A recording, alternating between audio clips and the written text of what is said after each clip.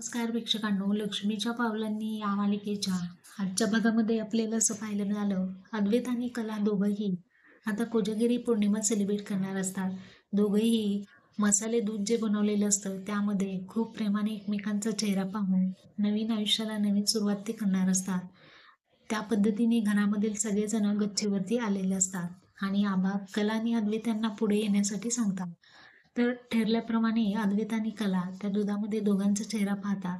दोघंही खूप आनंदी असतात आणि दोघांचाही चेहरा अतिशय छान असा उठून दिसत असतो. परंतु त्यामध्ये आता एक ट्विस्ट आलेला आहे प्रेक्षकांनो.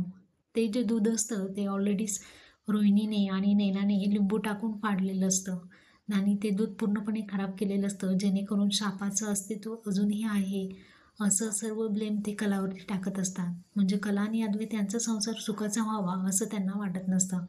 रूममध्ये आल्यानंतर कला आणि अद्वैत यावरती बोलू लागतात.